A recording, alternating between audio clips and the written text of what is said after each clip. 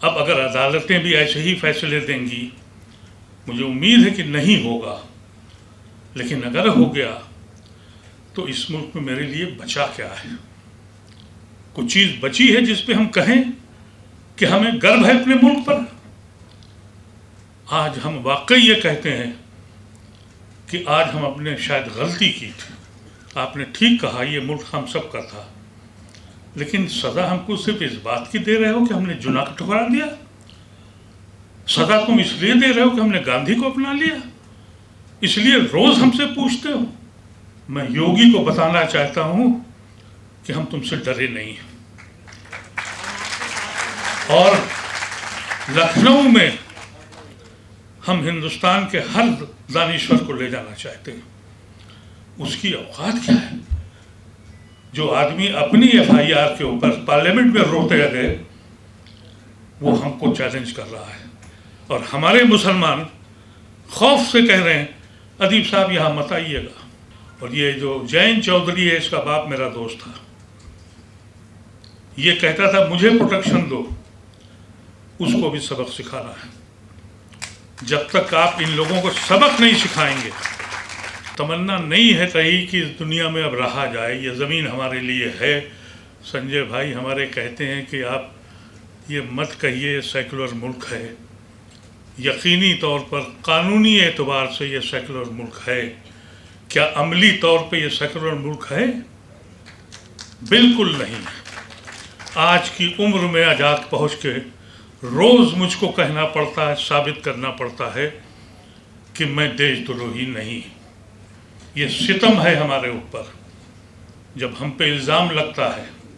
آپ نے ذکر کیا کہ یہاں دو قانون ہیں۔ علی میرے بہت عزیز دوست راجہ سلیمان کا بیٹا ہے، اس کو کیا سزا دی گئی اور کیا سزا اس کو دی گئی جس کے لیے آپ نے ذکر کیا۔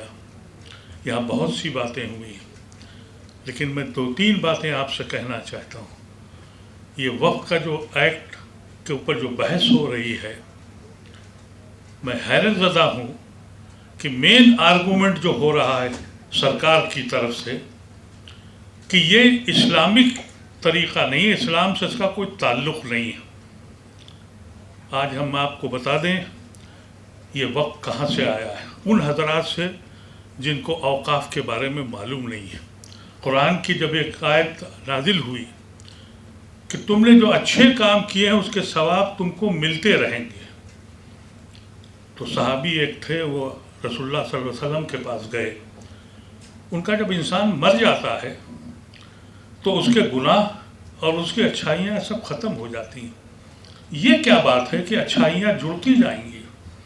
ان کا تم اگر کوئی ایسے کار خیر کرتے ہو اور کوئی انسانیت کو بھلا کرنے کے لیے کچھ کرتے ہو تو تمہاری برائیاں ختم ہو چکی ہیں، تم اس دنیا سے جا چکے ہو، لیکن اس کا ثواب تم کو ملتا رہے گا جب تک قیامت میں حساب نہیں ہوگا۔ ان صحابی نے اس وقت، وہ بہت بڑے وہاں کے کاشتکار تھے، بہت بڑا ان کا باغ تھا، اس کو انہوں نے اللہ کے نام پہ وقف کر دیا۔ اور جب یہ کہا جائے کہ یہ وقت جو ہے یہ اسلامک قانون نہیں ہے، رسول اللہ صلی اللہ علیہ وسلم کے زمانے سے یہ وقت ہو رہا تھا، اور کہا گیا نہیں یہ ٹرسٹ ہے۔ ٹرسٹی تو آپ بدل بھی سکتے ہیں، ٹرسٹی اپنا کام کرتا ہے، اللہ کی زمین کو، اللہ کو کون بدل سکتا ہے؟ لیکن بحث اس پہ ہو رہی ہے، اور اس لیے ہو رہی ہے کہ یہ اسلامک لا نہیں ہے، اسلام سے تعلق اس کا نہیں ہے۔ اور اگر یہ ثابت کر لیا اور ہماری عدالت نے اس کو مان لیا تو اس ملک سے آرٹیکل 26 کی ضرورت نہیں ہے۔ اعلان کر دیا جائے کہ نہ ہمیں 26 چاہیے، نہ ہمیں 25 چاہیے، نہ 28 چاہیے، نہ 29 چاہیے، نہ 30 چاہیے۔ یہ صرف اس لیے کہ تم کو، ہم کو جو حق دیا گیا ہے آرٹیکل 26 میں، اس کو ثابت کر دیا جائے کہ یہ اسلامک لا نہیں ہے۔ اس پہ بحث ہوگی آج۔ میں نے پورے 3 دن سنا اور مجھے اندازہ ہو گیا کہ یہ کیا کرنے جا رہے ہیں۔ اب اگر عدالتیں بھی ایسے ہی فیصلے دیں گی، مجھے امید ہے کہ نہیں ہوگا، لیکن اگر ہو گیا تو اس ملک میں میرے لیے بچا کیا ہے؟ کچھ چیز بچی ہے جس پہ ہم کہیں کہ ہمیں گرو ہے اپنے ملک پر؟ آج ہم واقعی یہ کہتے ہیں کہ آج ہم اپنے شاید غلطی کی تھی. آپ نے ٹھیک کہا یہ ملک ہم سب کا تھا، لیکن سزا ہم کو صرف اس بات کی دے رہے ہو کہ ہم نے جناح کو ٹھکرا دیا؟ سزا تم اس لیے دے رہے ہو کہ ہم نے گاندھی کو اپنا لیا؟ اس لیے روز ہم سے پوچھتے ہو؟ کوئی جگہ ایسی ہے؟ وقت چھوڑ دیجئے. انیمی پراپرٹی لائے، کانگریس لائی تھی، ہم نے نہیں آنے دیا تھا، اس وقت ہم پارلیمنٹ میں تھے.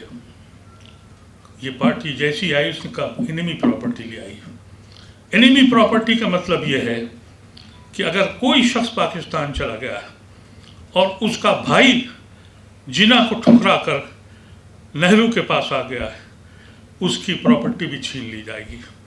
یہی علی خان کا باپ پوری زندگی لڑتا رہا اپنی جائیداد کے لیے.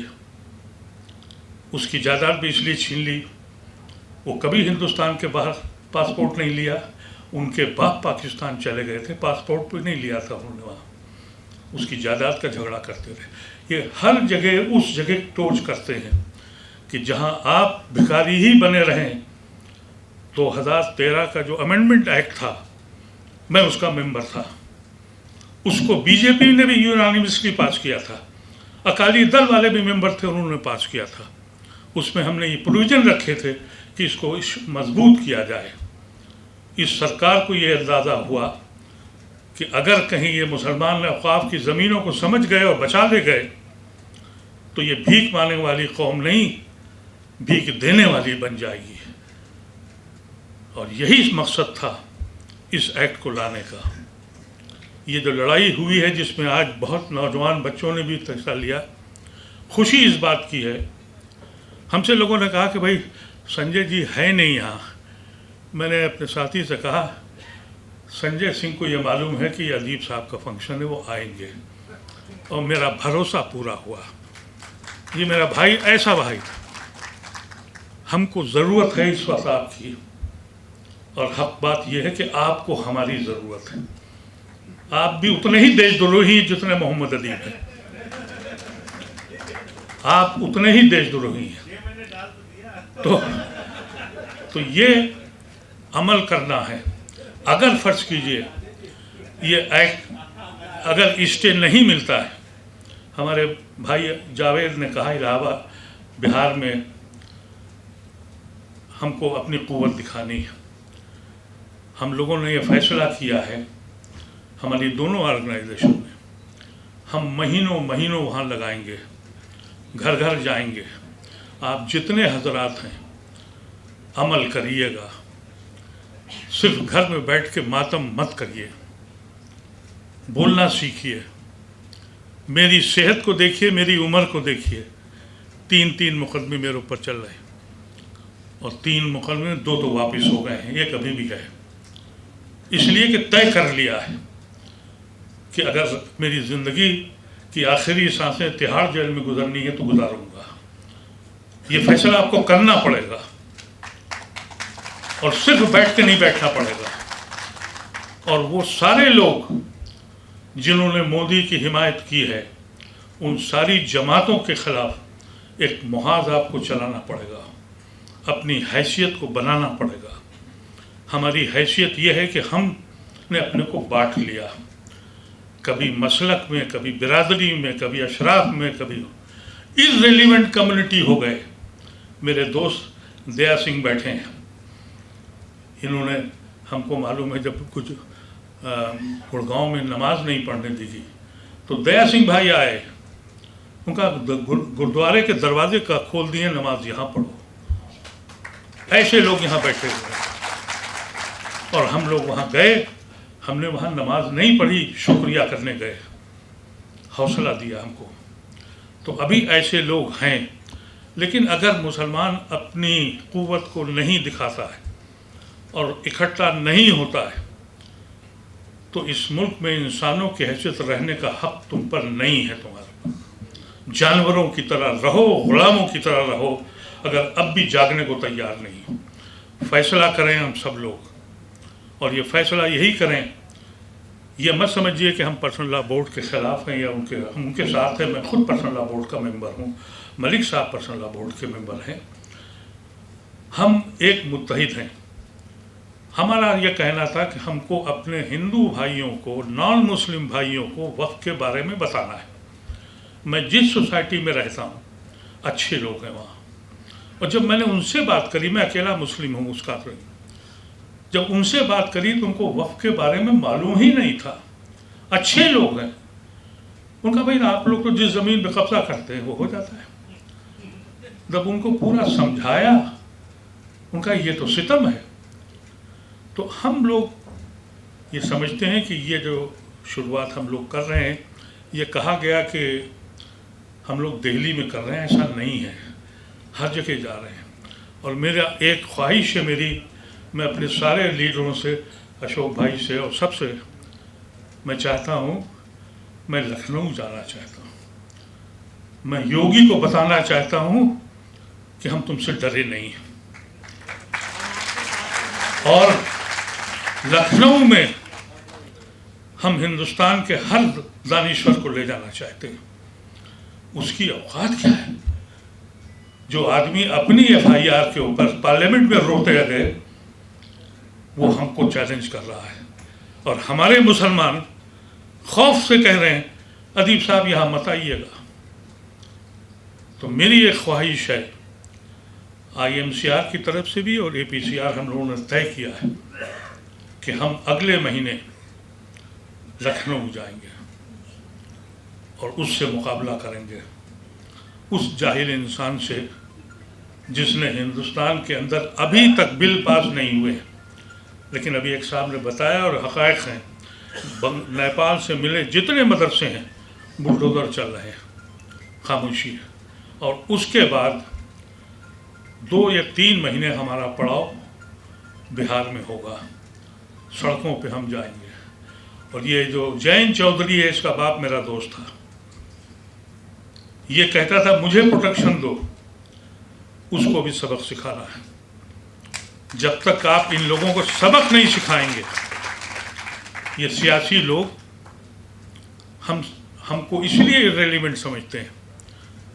بہت کم لوگ ایسے ہیں جو مسلمان کا نام لیتے ہیں. بڑے بڑے لیڈر جب ہم پہ ستم ہوتا ہے تو کہتے ہیں مائنارٹیز کے ساتھ بہت کچھ ہو رہا ہے.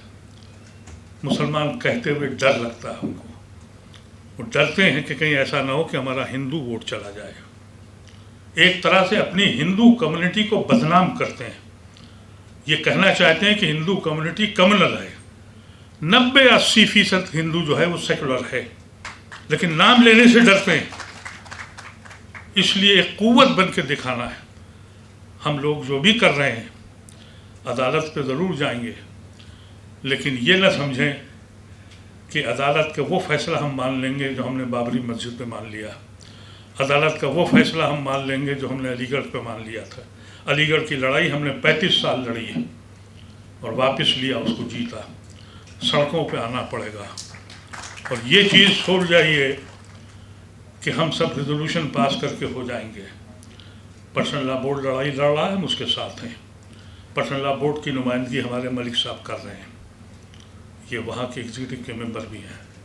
لیکن ہم کو یہ کہ ہم نے پرسنل لا بورڈ سے یہ کہا, کچھ لوگ غلط فہمی کر رہے ہیں کہ ہم پرسنل لا بورڈ کے پیرل کوئی تنظیم بنا رہے ہیں. تو سن لیں آپ سب لوگ, ہم کوئی پیرل تنظیم نہیں بنا رہے ہیں.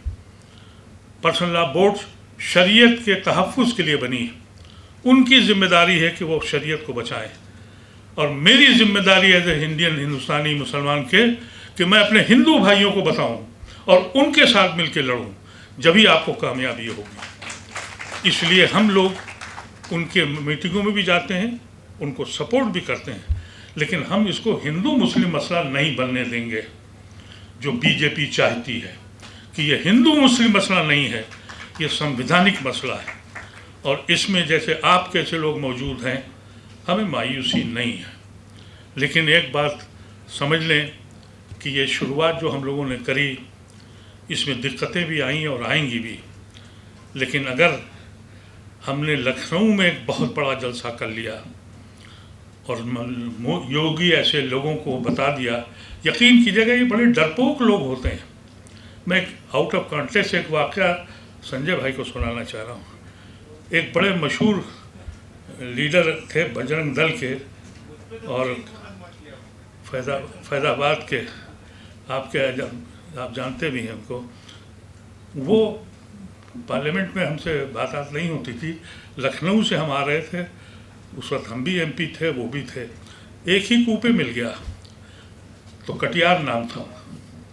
तो मैंने उनसे मजाक में कहा, विनय कटियार, मैंने कहा कटियार जी चलिए रात में अंताक्षरी होगी। उन्होंने मुझे देखा और उसके बाद कैबिन से बाहर निकल गए।